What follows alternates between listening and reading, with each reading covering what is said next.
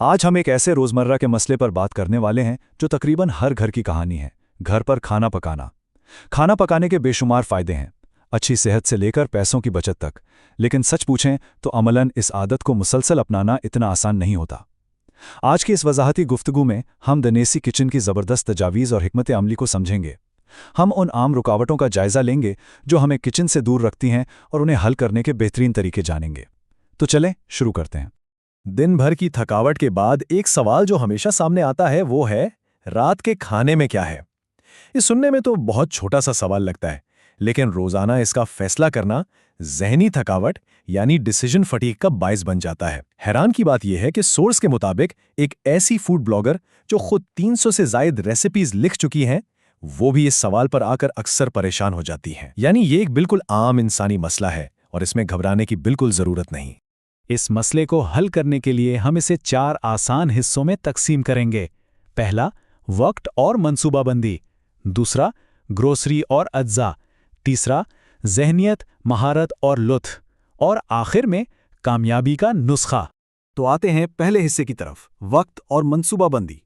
यहाँ हम वक्त की कमी और फैसला साजी की थकन का मुकाबला करना सीखेंगे।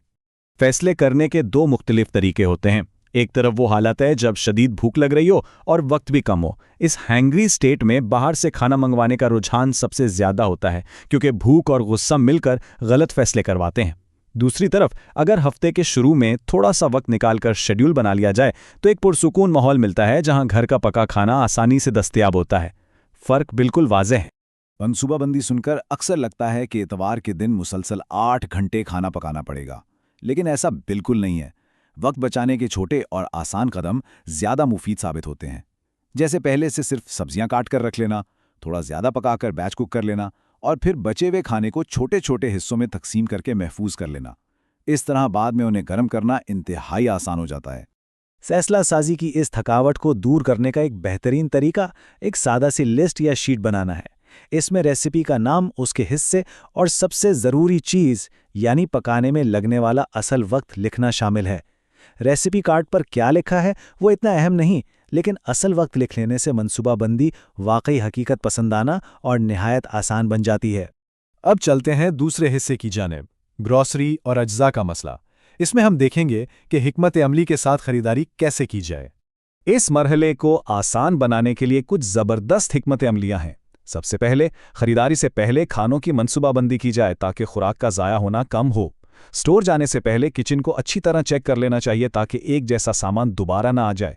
इसके अलावा बुनियादी अज्जा हमेशा दस्तयाब रखने चाहिए और अगर कभी कोई चीज़ ना मिले तो घबराने के बजाय मुतबादिल अज्जा का इस्तेमाल इस पूरे अमल को बेहद आसान बना देता है। वक्त और तवानाई बचाने की एक और इंतहाई मुफीद तरकीब यह है कि अपनी ग्रोसरी लिस्ट को स्टोर के हिस्सों यानी आयल्स के मुताबिक मुरतब किया जाए। सब्जियां, फल, गोश्त और पेंट्री का सामान अलग अलग लिखने से होता यह है कि दुकान में बार बार यहाँ वहाँ भटकने की उस थकावट से बचा जा सकता है जो अक्सर हमारा मूड ख़राब कर देती है। जिन लोगों को ग्रॉसरी का काम एक ज़हनी अजाब या बोझ लगता है, उनके लिए परेशानी की बात नहीं, बेहतरीन मुतबादिल मौजूद हैं। रश के औकात से बचकर खरीदारी करना सबसे आसान तरीका है। या फिर अगर सहूलियत मौजूद है तो कर्ब साइड पिकअप और होम डिलीवरी का इस्तेमाल करना इस परेशानी को जड़ से ख़त्म कर देता है और वक्त की ज़बरदस्त बचत होती है। तीसरा हिस्सा निहायत दिलचस्प है, ज़हनियत, महारत और लुत्फ। यहाँ हम ज़हनी रुकावटों पर काबू पाने की बात करेंगे। अक्सर हम लोग अपने घरेलू खानों का मुवाजना इंटरनेट पर मौजूद उन खूबसूरत तस्वीरों से करते हैं जो किसी मैगजीन से निकली लगती हैं। देसी किचन इस बात पर जोर देता है कि ऐसी तस्वीरों के पीछे दरअसल घंटों की मेहनत और फूड स्टाइलिंग होती है।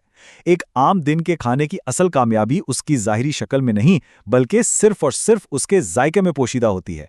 जायका अच्छा है तो सब अच्छा है। अपना एतमाद बहाल करने के लिए सबसे पहले इंतहाई सादगी से आगाज़ करना चाहिए। ऐसा खाना चुना जाए जिसे बनाने में कोई मुश्किल पेश ना आए।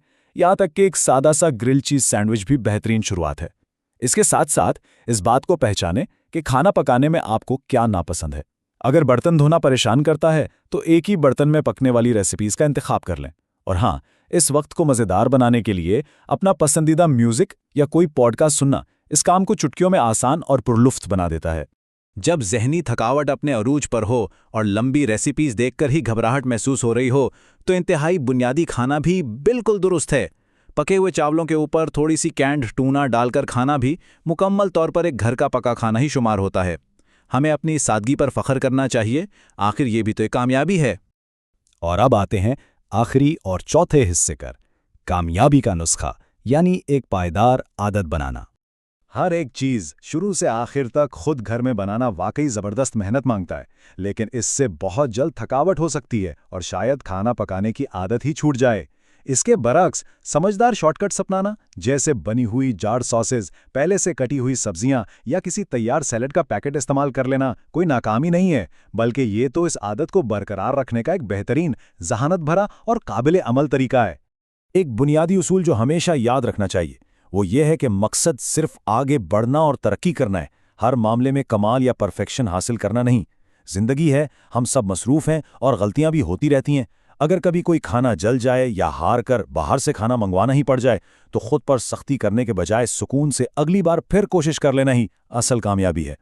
इस पूरी गुफ्तगू को समेटते हुए एक अहम सवाल बनता है, घर पर खाना पकाने की इस आदत के पीछे हमारा असल मकसद या असल क्यों क्या है? क्या ये अच्छी सेहत की मंजिल हासिल करना है, पैसों की बचत करना है, या सिर्फ किसी नए हुनर का शौक है? जब ये बुनियादी मकसद वाज़ेह हो जाता है तो रास्ते की तमाम रुकावटें खुद ब खुद हवा हो जाती हैं। तो ज़रा सोचिए, वो कौन सा मकसद है जो रोज़ाना के इस आम से काम को एक बोझ के बजाय एक दिलचस्प तजुर्बा बना सकता है? और क्या उस बेहतरीन तब्दीली का आगाज़ आज ही की रात के खाने से किया जा सकता है?